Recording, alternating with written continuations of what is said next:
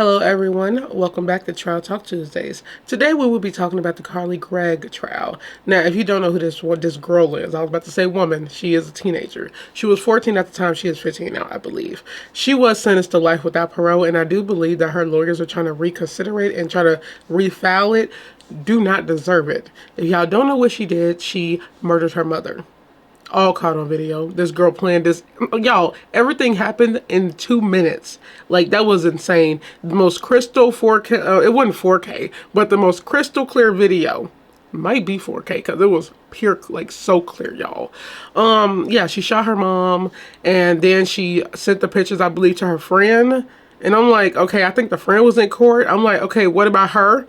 Like, her parents need to be really worried about her. But we're just going to be watching the prosecutors, I believe. Is it prosecutors or the defendant? Anyways, we're going to be talking about watching the lawyers talk about what happened, okay? So let's get into it. This is a case about Carly Madison Gregg. Carly Gregg has been charged with murdering her mother, Ashley Smiley, and attempting to murder her stepfather, Heath Smiley. She's also been charged with tampering with physical evidence for removing a camera and hiding it that captured a portion of the events. Ladies and gentlemen, you'll hear testimony throughout the next few days during this case. You'll hear about some secret life that Carly lived. You'll hear that Carly had a secret boyfriend. You'll hear that Carly had a secret iPod, that she had secret social media accounts that she was using to communicate with people on this iPod when her parents had taken her phone away. You'll hear that she was secretly cutting on her thigh using a knife. You'll hear that she secretly had burner phones her mom and stepdad didn't know about that she was using. You'll hear that she had secret weed vape pens and that she was secretly smoking those vape pens and getting high before going to school at times. Fix those. Ladies and gentlemen, that's not why we're here though. We're here because of what she did on March the 19th, 2024. We expect that you'll hear that Carly is the daughter of Ashley Smiley, the stepdaughter of Heath Smiley, that Heath and Ashley were married sometime in 2020. You'll hear that Carly's biological father had not been in her life for about a year or more, that he was a known drug user, had violent and angry tendencies. You'll hear that back in January, Carly got in trouble with her parents when they found this iPod, that they got onto her for using these secret accounts and for communicating with people. You'll hear that around the same time that she had this boyfriend they found out about, and that they asked her to break up with him, and that later they found out she was still seeing this boy. You'll hear at some point that Carly got in trouble at school. She was cheating. She'd found the answers to a test and gave them to the other students. You'll hear that all of this was happening about the same time that they found out Carly was cutting on her legs.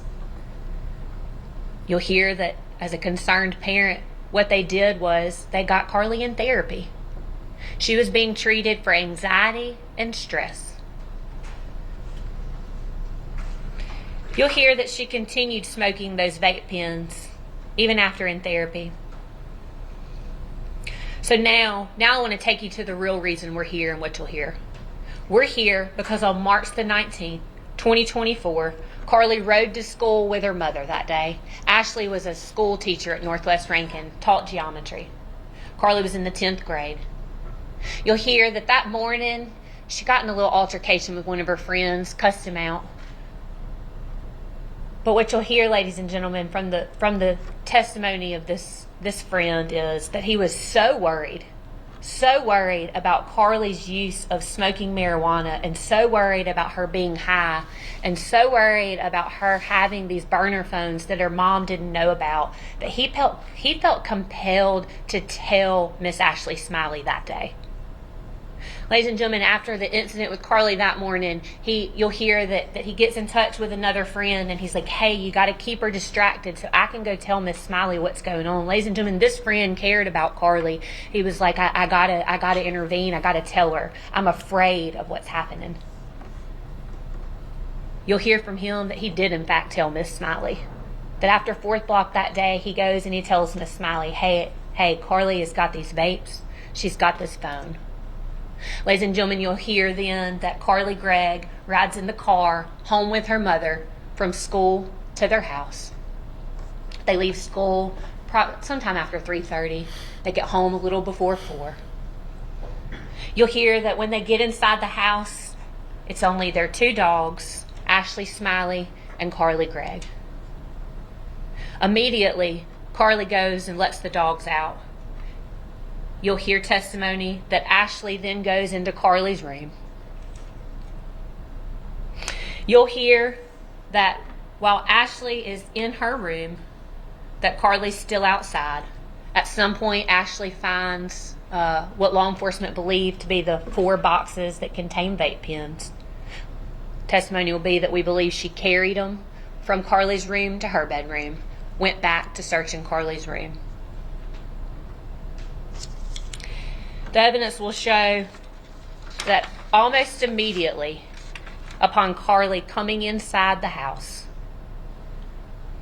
that she walks straight to her parents' bedroom, that she goes straight to her mom's side of the bed and removes a .357 Magnum from under the mattress. We believe the testimony will be that then she concealed that .357 Magnum behind her back. As she walked through the kitchen, she peeks her head around. We believe the testimony will show that she peeks her head around the kitchen to make sure that her mom hasn't come out of her bedroom.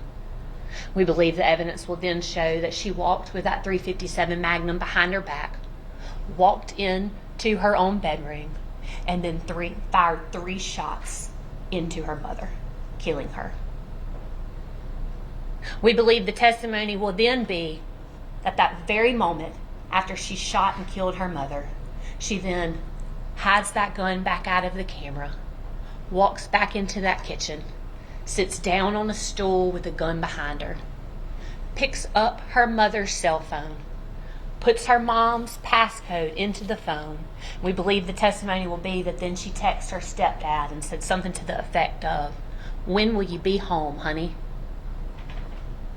Testimony will be that then she waited for him to respond. "I'll be a little bit longer." She sends him a thumbs up. Ladies and gentlemen, we believe the testimony will then be that after she puts the phone back down and walks out of sight with the camera, that between the next 45 minutes or so, that the defendant reaches out to or attempts to reach out to about 5 or 6 of her friends. Some were FaceTime, some were text messages. We believe the evidence will show that during this time, she was asking them all for help, trying to get them to come over to her house. She wouldn't tell them why. We believe that one of them's going to say he even offered to call 911, and she told him no. The evidence will also be that one of these friends did in fact come over to help Carly that day.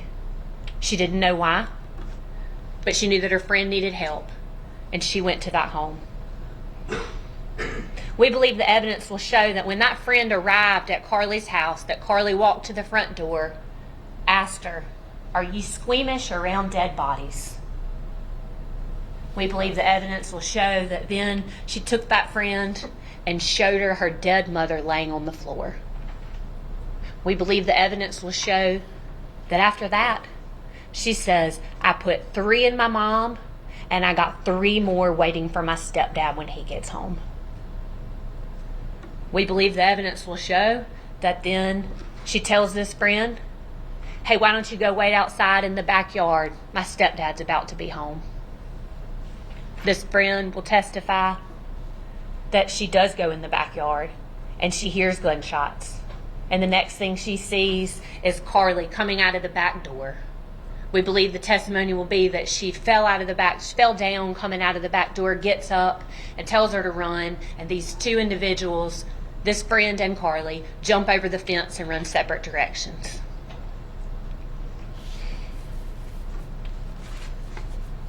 You'll hear testimony that there was a 911 call. You'll hear a frantic Heath Smiley telling the dispatcher, "Oh my God, she's killed her mother." She hit me in the neck. It grazed me. She tried to kill me too. She's run off. You'll hear from law enforcement when they arrived on the scene that Carly Gregg had fled the scene. You'll hear from law enforcement that when they arrived on the scene, Ashley Smiley was very much dead in the floor in Carly's bedroom, and that they found that Heath Smiley had been shot and hit in the shoulder, through and through. You will hear from law enforcement that sometime after the day of the event, they learned that there was cameras involved, that this home had surveillance video. You'll learn that one of those videos was turned over by the living victim, Heath Smiley, and it shows Carly Gregg and her friend jumping over the fence. And then you'll learn that there was another camera in the house on March the 19th, 2024. That camera was in the kitchen, and that's the camera that Carly was hiding the gun out of sight of. And you'll hear that that camera was not in the kitchen when law enforcement got there, and it was not in the kitchen where it should have been when Heath Smiley got there. It wasn't until sometime later that that camera was discovered.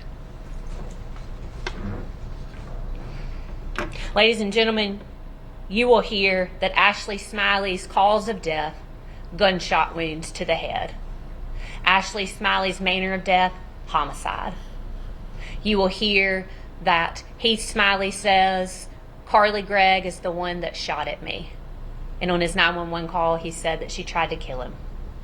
You'll hear him say that he did not move that camera, the only other person living in the home. Ladies and gentlemen, you also hear from forensic scientists from the Mississippi Forensics Laboratory. You'll hear that both of Carly Gregg's hands tested positive for gunshot residue, both the right and the left. You'll hear that the .357 Magnum that was used to kill her mother and shoot her stepfather, they took swabs. They took a swab of the trigger, and they took a swab of the hammer. And you will hear that the DNA profile that matches those swabs belongs to Carly Gregg. Ladies and gentlemen, you will also hear that there were 2 projectiles removed from Carly Gregg's mother, Ashley Smiley. One in her brain, one in her neck. And that those projectiles were tested with ballistics, and that those projectiles matched the .357 Magnum that Heath Smiley took out of Carly Gregg's hand that day on March the 19th, 2024. And ladies and gentlemen, at the end of this trial, after you've heard the evidence, the state will stand before you, and we will ask that you find Carly Gregg guilty of murder, attempted murder, and tampering with physical evidence. I'm talking, can y'all imagine birthing that? Mental health aside real quick. Talk about that in a minute if there is anything. The girl might literally just be crazy. Because, first of all, she showed no emotion. The girl wanted the mom dead. And then I went to the comments, and a lot of people are also talking about the friend. It was like, they need to watch her and she needs to be arrested. She waited 45 minutes. At the same time, I understand that, but the girl had a gun. But I'm like, you was outside. You could have easily left. Like, girl, they need to check on her too. Like, you saw a dead body. You see your friend with a gun, and you waited in the backyard. But the backyard while she waited to kill her stepdad. Yeah, they need to evaluate her head too. It could be shock factor, but 45 minutes is a long time. So we had this girl, Carly.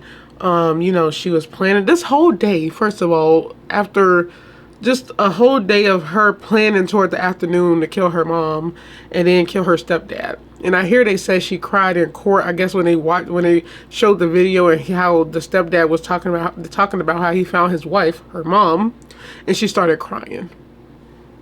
These killer kids, because she's a kid, and these days a lot of teenagers are murdering their families. I don't know why.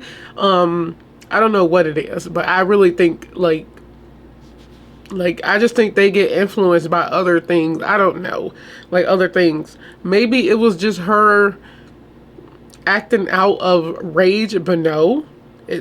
From all the stuff that they said, it seems like she just wanted her mom gone because they wouldn't let her do what she wanted. She couldn't have the boy she wanted to talk to. You got burner phones. You got, you're harming yourself. And you know what? We're not going to blame this on, puberty, no teen rebellion. No. This sounds just like a Little girl who didn't get what she wanted. You look like you had a good family, a mother who actually had boundaries, and you had a friend that told her about her so to make sure she was okay. I don't understand it, how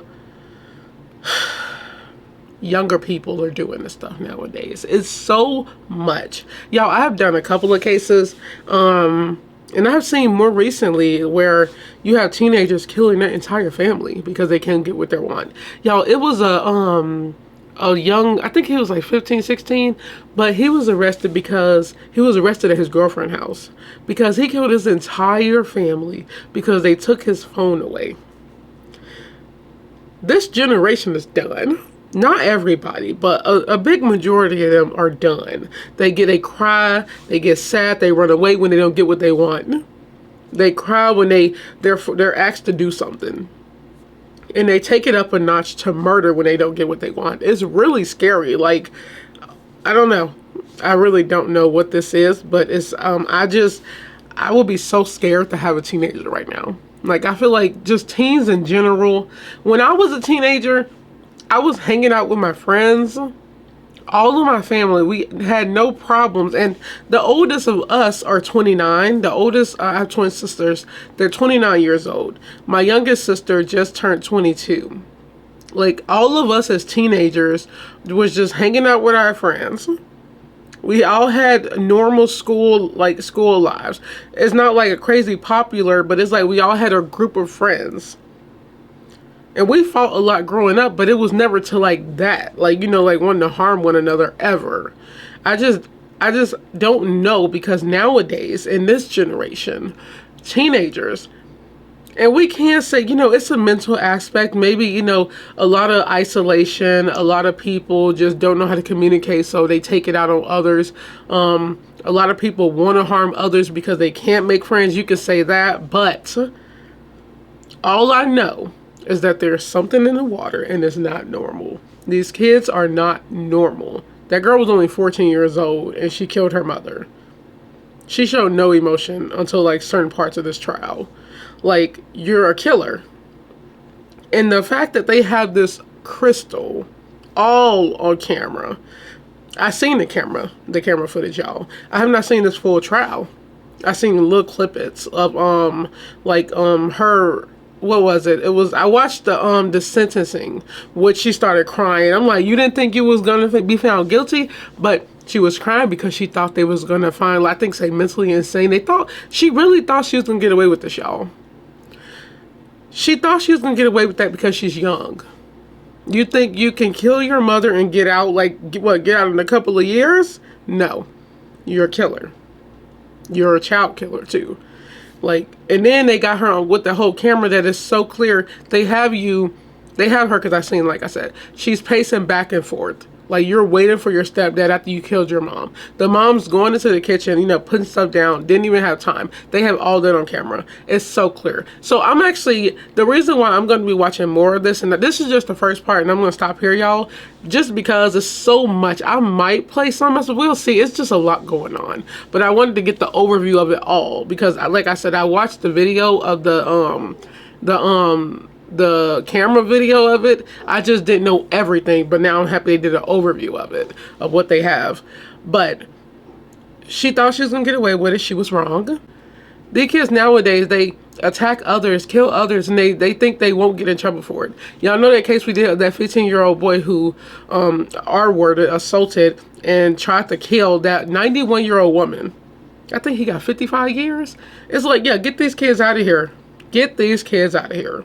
We are done with these killer kids and these kids attacking others and thinking they're going to get away with it just because they're kids. No. I'm happy that they're starting to not blame all this stuff on like your brain development. No. No. You know right from wrong. Everybody knows right from wrong.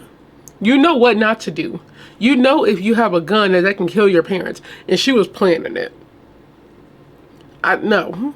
And then they go into the interrogation rooms, y'all, and they cry. This girl I seen like pictures all on like the side of the videos right now. I'm looking all over here. There's pictures of her crying. There's pictures of her smiling. She was like waving at people. You have no remorse. You child killer. That's all people see. And I really hope her stuff get denied, and I hope she got to face that time. But she cried because she's thinking she's just a child. No, no, that's these. It's scary to have kids these days. It really is. But one thing I did see in the comments, one thing somebody did say, people are saying, they was like, okay, if she had friends that were worried about her, they told the mom, how did the mom not see like she was going through something? That is kind of true, but at the same time, the mother's a teacher. She's working. I know, you can communicate with your child. Maybe everything is okay. It's really hard to like understand people. It's really hard to like really break it down and like really like you could talk to people and they could seem so normal. You won't know anything unless you're reading a diary or something. You don't do that because you don't mess and you don't interfere in their personal space. You can ask them, how are you? But like I said, nowadays people hide that stuff in very well. You don't have to. Then this goes for kids and adults. You don't know what anybody is thinking, and it's so scary. Just imagining living in a house with somebody that want to kill you. And the last thing I'm going to say before I end this video, the girl obviously has mental health issues, but I'm talking about probably social anxiety, maybe depression. I don't know. Okay, I really don't know what they diagnose people with nowadays. How would you know? This girl just seems like she didn't get what she wanted, so she killed her mom and tried to kill her dad or stepfather. But we gotta get out that mentality of like, it's the brain. It's no. Right from wrong. You was raised, I would hope, right, but right from wrong. When you commit a crime, you gotta do the time. Kids and adults. God, it's scary to have. I just don't want kids. I cannot have a kid in this generation. Like, oh my goodness. I would raise my child right, and I'm not saying other people don't, but I'm just saying, I would try my best. You have parents that try their best and their kids still kill them. One last thing, I promise. I just saw something where this 33-year-old woman killed her dad because he asked her to move out. So y'all, it's all ages, okay? That's what I'm saying. So what are your thoughts on this case? We're just getting started with this trial. Y'all voted. Here we go. So I'm going to be doing more of these. Like I said, Tuesdays trials. So on the note, I hope you guys enjoyed this video. Don't forget to like, comment, share, and subscribe. Stay safe, stay aware, stay alert. This trial was already crazy just hearing about like how it was. And this is a reason why I wait so late to do trials, because I want to make sure they have all the evidence that they're already like found guilty, why they have everything. I just got to react to it. So I would definitely be doing more of these. Okay, so I will let you guys go. Bye.